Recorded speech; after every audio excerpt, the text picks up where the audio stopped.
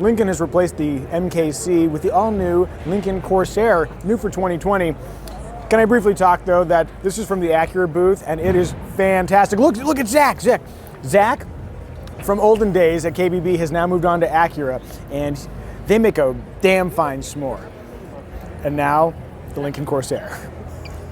Go that way. Go over there. Yeah, shoot the car. The people want it. Good s'more, though. The 2020 Lincoln Corsair is built from the same structure as the 2020 Ford Escape, and it looks like this. So just take a moment to drink all that in and tell me what you think. With that aesthetic stuff out of the way, 2 turbocharged engines will be offered, including a 250 horsepower 2-liter, offered in front and all-wheel drive variants, and a 2.3-liter engine whose 280 horsepower and 310 pound-feet of torque output is routed groundward exclusively through all-wheel drive. And just so you know, those power figures are preliminary, so if you're watching this in the future and I got the numbers wrong, don't say I didn't warn you. Also, if you're living in the future, are s'mores now a form of currency? I'm just trying to make some good decisions here, so I'll be right back. I need to know this more.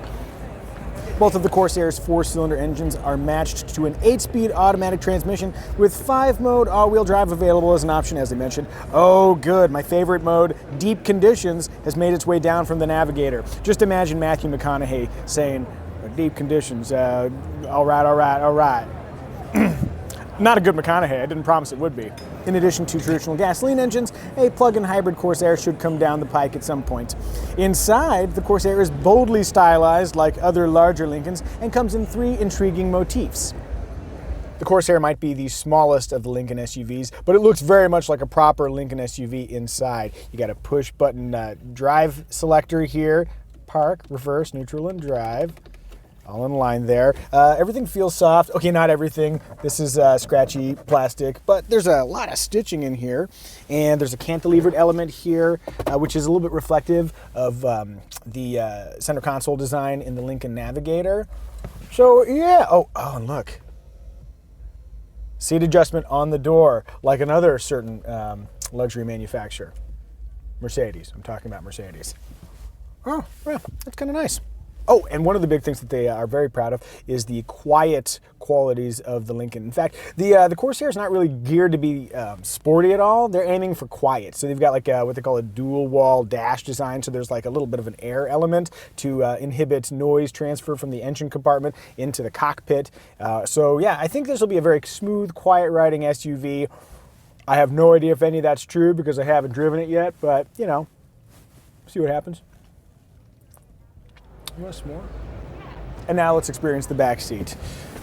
One of the traits that is notable, much like the Ford Escape on which it's based, the rear seats slide forward and back 6 inches. Oh, that's a pretty good amount of slide.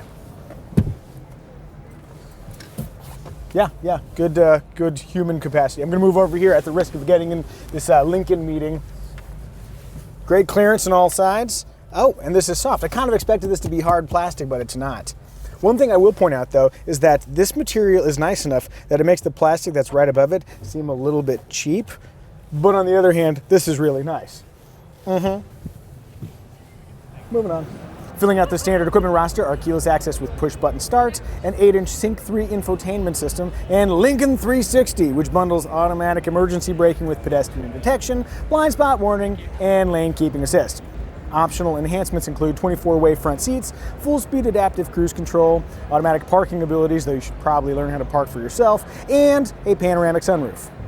Corsair buyers will also be able to use Phone as Key, a feature offered via the Lincoln Way app, which I don't actually have here, I just have a script, but use your imagination, and this phone would allow me to start, open, and close the vehicle, and it also has some preset profiles, so when I get in, the steering wheel and the audio system and the mirrors all go to exactly what I like. And you can even send digital keys to people you trust, like Mike Delano holding the camera, or take away digital keys from people you don't trust, like Tim, who's nowhere to be seen and probably should be doing his job right now. Can't trust those Brits.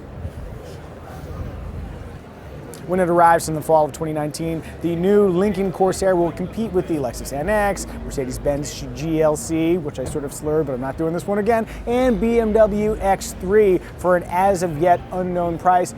Well, let's just speculate. I'm going to say $35,000. Bank on it. And now I'm going to go get some delicious Lincoln coffee to wash down that Acura s'more. Three s'mores, and now I'm washing it down with some oat milk. Why don't you go look at that Corsair again?